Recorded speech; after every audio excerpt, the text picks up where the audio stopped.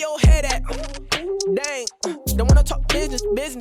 I guess I gotta be the one to see the summer. Who really in this? We so fed up. My life 10 up.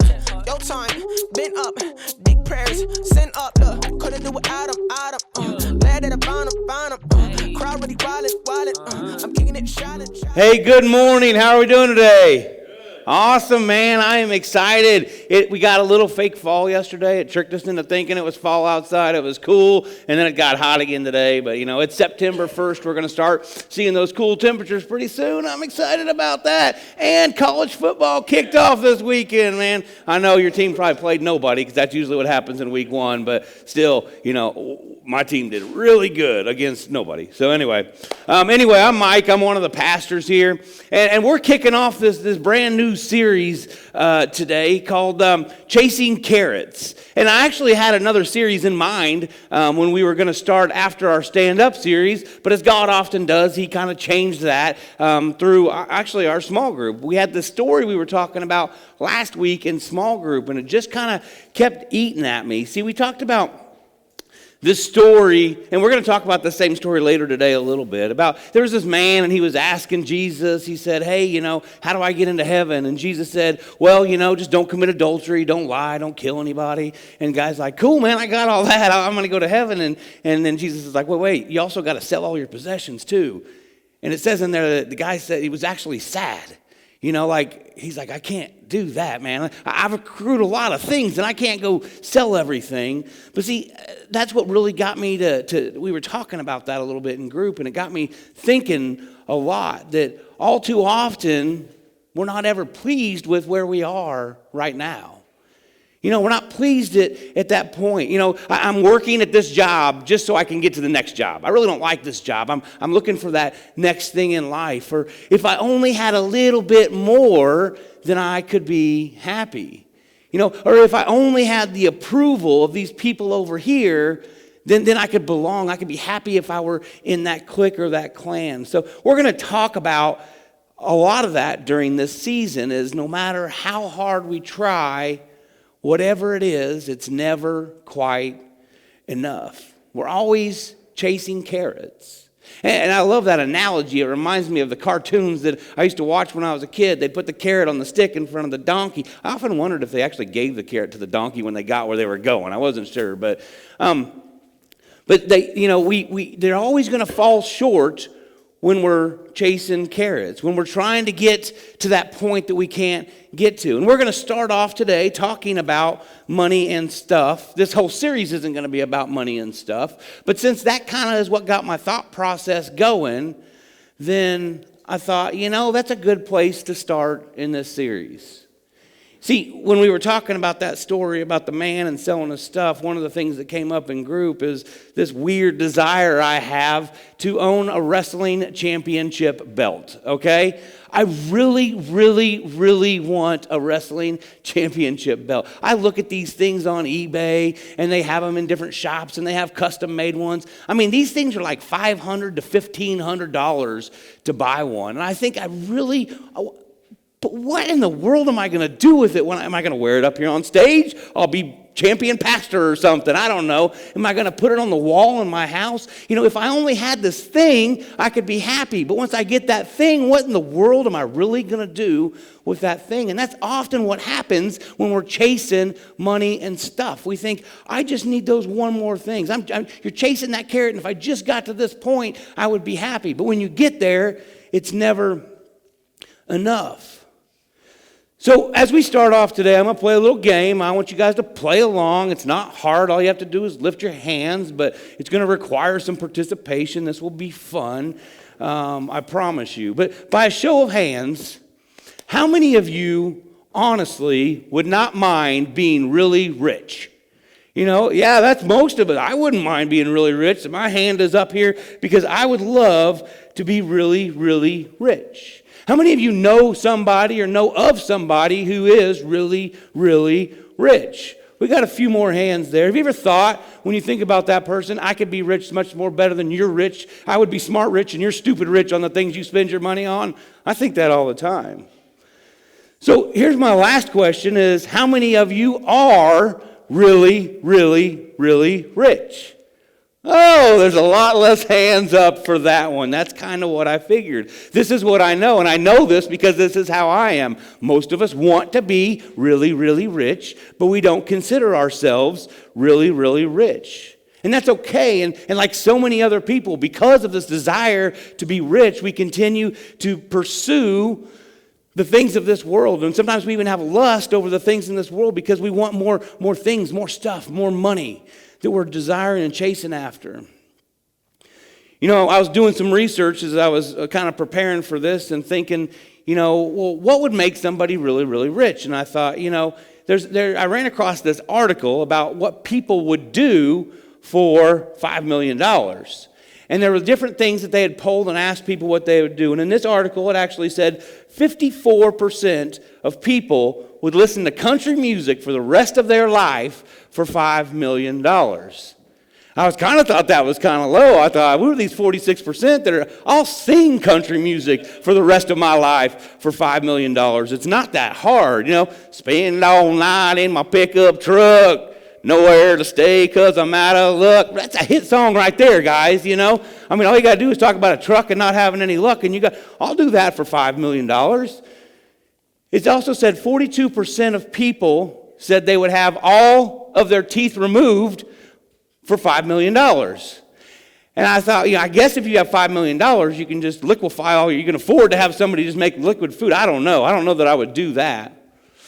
This one actually shocked me. It said 50% of people would allow one random person on earth to die for $5 million. So people will do all kinds of things for a lot of money. And as I was looking at this, there was another poll I ran across that Gallup had done, and it taught, because I was really trying to find out what constitutes being rich. When do I become rich? What number do I have to achieve to be rich? And there's some interesting responses that we found out that really what constitutes being rich is where you are right now. So they asked people that made $30,000 what they would need to make in order to be rich. And those people that made $30,000 said, if I just made $74,000 a year, then I feel like I would be rich. Now, some of us have a mortgage and a couple car payments and a bunch of kids, and you think $74,000 is not going to make you rich. They asked the people that had made $50,000 a year what they thought would make them rich. And they said, well, if I just made $100,000, then I would be rich. If I just doubled what I currently make, then I think that I would be rich. And they also asked people in the high income bracket, we're talking high six figures here, what it meant to be rich. And those people actually replied that if I had $5 million in assets, then at that point I was rich. So if you're that sucker with $2 million in assets, you're slumming it over there, But what we know about rich is it's a sliding scale depending where you are. It's always going to be in front of you. That line to be rich, if you want to feel rich, that's always going to be a moving line that's ahead of where you are. I remember whenever I got my very first salary job, I made $14,500 a year. And I thought, man, if I just made $30,000 a year, then I'd be fine, I'd be rich. I tell you what, $30,000 isn't going to go very far anymore in a year. So rich is essentially a moving line. So what do you need to feel rich? Well, if you're like most people, you might not know exactly what that is that you need, but you do know that it's just a little bit more. It's always a little bit more than what you have. And this is why Jesus talked so much about money and having the right perspective in money and things. In fact, in Luke's book, chapter 12, verse 15, we're going to start off today, and we can see what Jesus says as he's talking to a group of people. He says to them, watch out, be on your guard against all types of greed. Life does not consist of an abundance of possessions. See, your life, your quality of life is not determined by money and stuff and things. We have to be on our guard because culture is always shouting this at us. You need this, you need more of this, you need this. Here's what I'm selling and it will make you happy if you just have that. What you don't have is the thing that you need to be happy and satisfied and fulfilled. See, we think we need what we don't have more than anything. You need more. You got to get this. And then when you finally get this, it's not enough and you're still empty and you're still fulfilled. And it goes up on the shelf and it collects dust. And now you need that next thing. But the purpose of life isn't just things and stuff and money. Jesus goes on to tell this powerful story about this rich guy. He had an awesome year. He had an awesome harvest. Things were just a banner year and bountiful things going on. And this is what Jesus talks about, when the guy's like saying, man, I got all these crops come in, I don't know what to do. In Luke 12:18, Jesus continues this story. He says, in 12:18, he says, then he being that rich farmer, said, this is what I'll do. I'll tear down my barns. I'll build bigger ones. And there I will store my surplus of grain. And I'll say to myself, you have plenty of grain laid up for years. Take life easy, eat, drink, and be merry. But God says to him, you fool, this very night your life will be demanded from you. Then who will you get what you have prepared for yourself? This is how it will be with whoever stores things up for themselves, but is not rich towards God. You know what I find fascinating about this story is God wasn't mad at him because he had a bountiful harvest. God wasn't mad at this guy because he was rich. Because who made him rich? God is the one that gave him the harvest. God is the one that made him rich. But he wasn't upset because he was rich, but he was disappointed because he was not rich towards God. Because he was going to store everything up for himself and build bigger barns and then just stop right there. But God wanted him to be rich towards him. See, he was only rich in the things of this world, but he was missing what mattered most. So with that in mind, we're going to talk about today some good news and some bad news. And I guess I could ask what you want to hear first, the good news or the bad news? Good. I'm glad you said good news. Thank you so much, Pastor Perry, because we're going to say good news anyway because that's the way it is in my notes. I was just trying to be interactive and bring you in. I'm trying, man. But anyway, so the good news is that you are rich. You are rich. I asked you if you were rich. You said you weren't rich, but I'm telling you that you are rich. And you might not feel rich because you're like, I got more bills than I got money, man. I am not rich at all. But, if we get a little bit of perspective on what that means to be rich. There's over 3 billion people in this world that live off of $2 a day. $2 a day. Now, we go out and spend $5 on a coffee all the time. And all those people have to live off of $2 a day. And if you think about that and you think about that perspective, then we really are really, really rich. As a matter of fact, you can tell how rich you are just by the things that upset you. Right? Because it took 3 days for something to get there from Amazon instead of 2 days, or your AirPods came in late, and that frustrates us, or because you went to Popeyes and they were out of the new Jesus chicken that they have at Popeyes, I actually read an article yesterday where somebody is suing Popeyes for $5,000 because they were out of chicken, and it was embarrassing to him because he had to go back to his friends and tell them he couldn't get the chicken, and he drove to like 5 different. Stupid, the kind of things that upset us, the kind of things that you can tell that we're a rich society. Whenever your Netflix is buffering and it won't load, and so you have to wait to download it, man. We are so blessed and we are so rich, and you can tell how rich we are by those things that bother us. Man, I just think about it sometimes. Any song that I ever want to listen to, I can listen to right now. Just bring my phone out, whatever it is that's ever been. Any movie that I ever want to watch, I can just watch it right now. I can download about anything out of there. When I get hungry, I can drive in my car. If you have the ability to drive in your car, right there puts you in the top 15% of all people in the world as far as income goes. And not only can I get in my car and drive in my car, but I can drive past 10 restaurants to find the one that I want. I can go in, I can have somebody sit down, ask me what I want to eat. I can choose from almost anything. And this food is going to be made with grain that I did not grow, cows that I did not milk, chickens that I did not slaughter. Sorry to be graphic, but that's how you get chicken salad. You got to grow a chicken and you got to kill the chicken in order to get it. But somebody else does all of these things for me.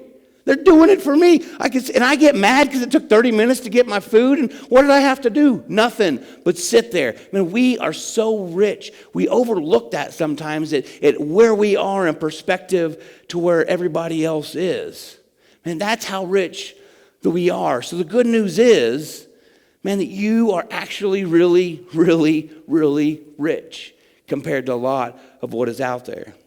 I know there might be some people that are facing some extreme financial situations, and I'm not discounting that at all. You know, there's times that medical bills build up so much, and you don't know how you're going to keep your utilities on. I understand that, but for the most part, I'm not trying to diminish those situations, but most of us don't have to worry about that. We have a lot more than we could ever need or imagine. So if we're going to acknowledge before God that we're rich and we're actually okay and that He's blessed us, compared to most people in the world, we are truly, really rich. And if we're rich, what I really want is for us to be really, really good at being rich. In order to be good at being rich, we have to acknowledge the fact that we are rich. And for some reason, money, man, it makes us uncomfortable to think about sometimes. I mean, it's uncomfortable to have conversations about it. It's uncomfortable to receive blessings about it. There's something different about money. If we look really quick at what Solomon said in Ecclesiastes 5:19, he said, moreover, when God gives someone wealth and possessions and the ability to enjoy it. So God not only gives us wealth and possessions, but He gives us the ability to enjoy it. We are supposed to enjoy the blessings that we have, to accept them, to accept their lot and be happy for their toil. This is a gift from God. So whenever you have things, you shouldn't be embarrassed about what you have. You shouldn't be embarrassed that God gave you wealth. God gives each of us gifts, opportunity, wealth. You know, He gives us all these things for us to enjoy, for us to have. So this is a gift. You know, we shouldn't feel embarrassed or apologetic or ashamed about the things that we have. It's okay to be, you shouldn't be arrogant about those things, but it's okay to enjoy the blessings that God, but for some reason, where money comes into play, we have this like little kind of shy, like, I'm sorry, well, you know, I'm sorry about, you know, I don't do that in other areas of my life. If somebody says, man, you got a really good marriage, I don't say, oh, I'm sorry, man, it's really not that good. We fight all the time behind doors. You know, like, we're not apologetic. I just say thank you. I appreciate that. Or if somebody's like, man, you know, you're in real good health. I don't know who would say that to me, but, you know, they're like, look at that body. But anyway, but, you know, you're in good health. I just say thank you. I don't say, oh, no, you don't understand how many problems I have. Just thank you. When it comes to money, we seem like weird about it, and we get embarrassed, and we get uncomfortable. So we don't apologize for areas of blessing. We shouldn't apologize about being blessed, about being rich. That's not something that you should feel sorry about. That's something that you should be proud of and glad that God has blessed you. So the good news, I told you, is that you are rich. But there's bad news too. The bad news is that you are rich. See, being rich actually has a tremendous spiritual disadvantage. You know, as a matter of fact, that story that we were talking about the rich guy that had gone to Jesus and said, how do I get to heaven? That was kind of the story that brought all this in and brought this whole series in and got me thinking. You know, Jesus had said to him, I talked about it a second ago, that if you just, you know, if you obey the commandments, but also you got to go sell your stuff. And it said that the guy, whenever he was told that, was actually sad because he couldn't do it. And what Jesus actually said to him when they came back in Luke 18, Jesus looked at him and said, how hard is it for the rich to enter the kingdom of God? Indeed, it is easier for a camel to go through the eye of a needle than for someone who is rich to enter the kingdom of God. So the good news is that you're rich. And the bad news is that you're rich. And this puts you at an extreme spiritual disadvantage. I mean, most of us, I would say, have a roof over our head. And that's a great place to be. And you know what? Most of us have food at all times. We've never had to pray that prayer, Lord, give me this day my daily bread, because you don't know where your next meal is going to come from. My kids say all the time, there ain't any food in the house. And I'm like, there's food in the house, just not food that you like. That's not a problem that most of us have. We have closets to fill food with in our pantries. There's things that we have. We're wealthy and blessed. We're rich. And we have rich people options and rich people opportunities. We get overwhelmed and exhausted by all these opportunities we have because we are rich. I was thinking about this and all the overwhelmingness that comes from actually being a wealthy person. I kind of equated this to maybe if I'd gone on vacation where I didn't have cell phone service, went on a cruise or went to out to the Colorado or something, when I was out in the wild, and that first day that you don't have cell phone service, man, you're so anxious because you don't have a connection with the outside world. And you're like, man, how are people going to get a hold of me? How am I going to get my emails? How am I going to text people? How am I going to get on my Facebook and know what everybody else is up to? I can't do that. And so you have this anxiety because you're so connected to that. That's a rich person problem. But then on that vacation, when you get to about day 3 or day 4, you kind of start thinking, man, this ain't so bad. I'm still alive. Everybody else is still alive, and I'm not connected. And you kind of begin to get this peace, and that overwhelmingness is gone about not being connected, and you're really kind of enjoying not having that. And then day 6 hits, and it's time to come back from vacation, and all the phone calls start, and the text messages come, and they flood in, and then you get busy, and you're like annoyed by it because, you got in this peaceful, like, I don't need all this stuff mindset. So because we're rich, because we're so connected, because we have so many stimuli coming at us all the time, it tends to overwhelm us.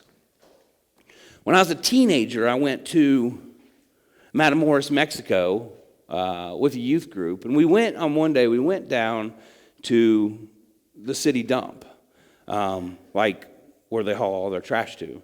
And there were people that were actually living in this dump. And they had makeshift houses out of things that had been thrown away by other people. And so they had houses with roofs, and I got there, and man, it broke my heart to see these people living literally in trash. Trash is what and how they were able to survive. But I noticed something as I spent a little bit more time there, is these people had something that I didn't have, and that was happiness. They were fine living in these conditions. Actually, the less amount of stimulus, the less amount of things that they had, they were more peaceful and happy than I was. Because it didn't matter if they had the brand new Nike shoe or whatever. If they had shoes, they were happy. If they ate, they were happy. They needed the bare minimum. And so you go in feeling sorry for these people, and you leave like really learning a lesson from them that it's my greed that's bringing me down. It's the things that I want. It's the more and the more and the more that are hurting me. So the bad news is sometimes that we are rich.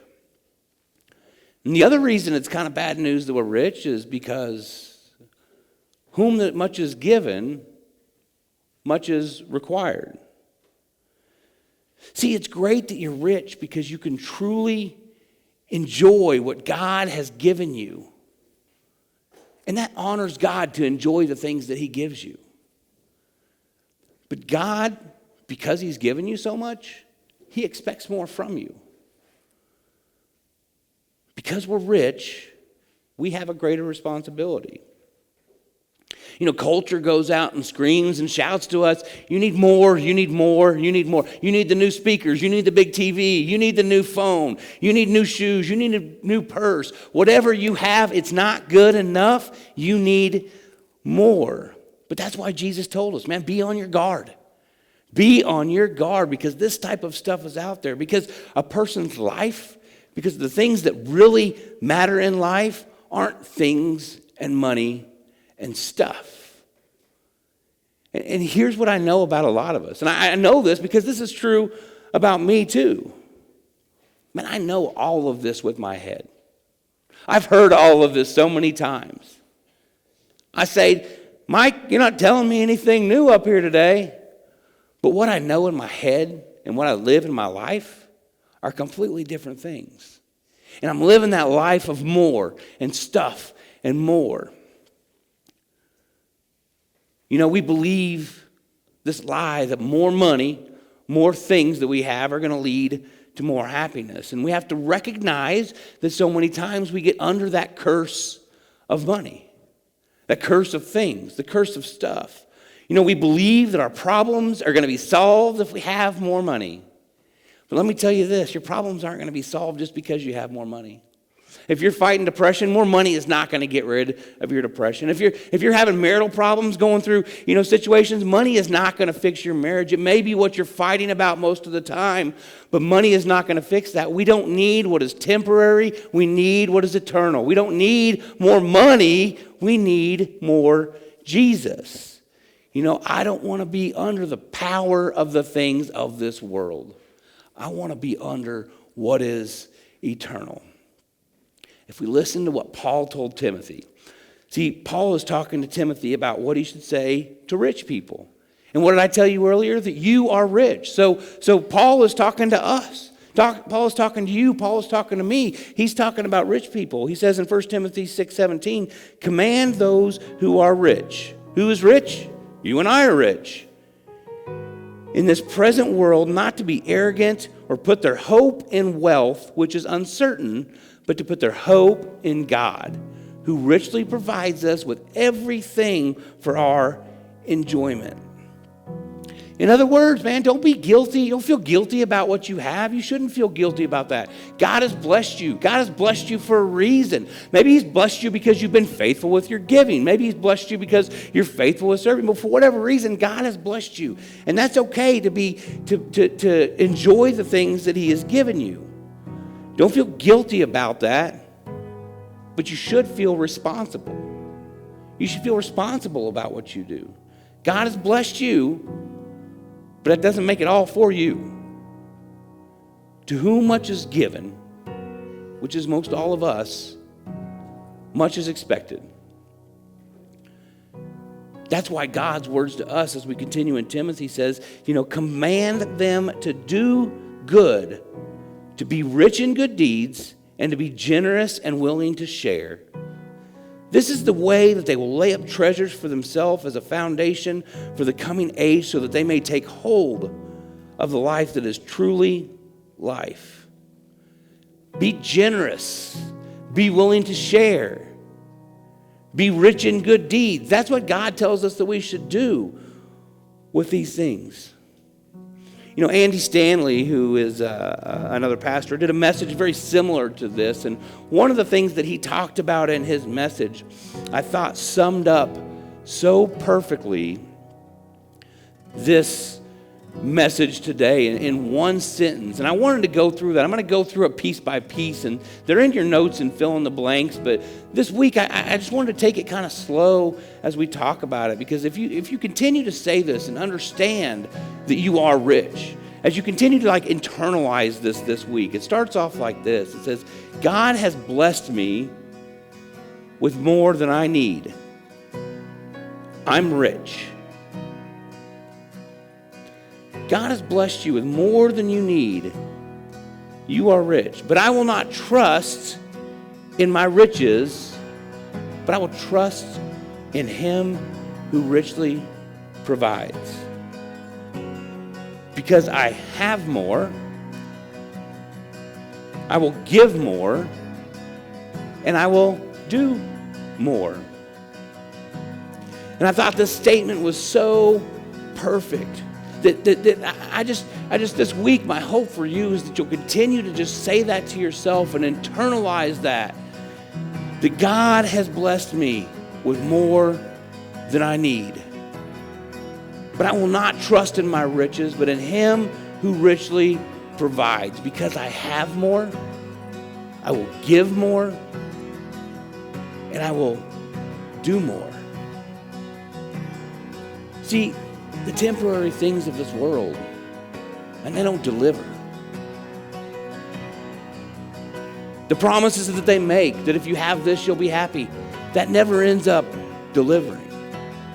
So what we need to do is we need to go live like rich people.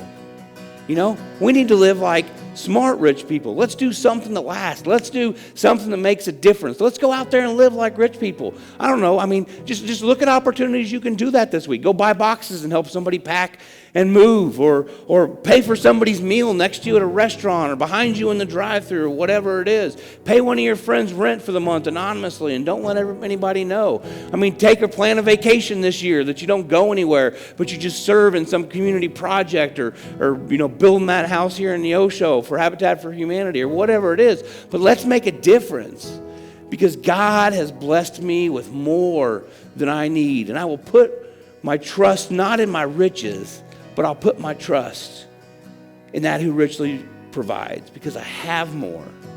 I will give more, and I will do more. I'm going to pray with you guys as we close out today. Jesus, I love you so much. Lord, I just ask that you would help us all understand how truly blessed we are and how truly rich you have allowed us to be, and that we don't have embarrassment over that, but we have pride in that. We don't have arrogance over that, but we truly enjoy the things that you have allowed us. But because you've given it to us, man, that doesn't mean it's all for us. That we would use our riches wisely.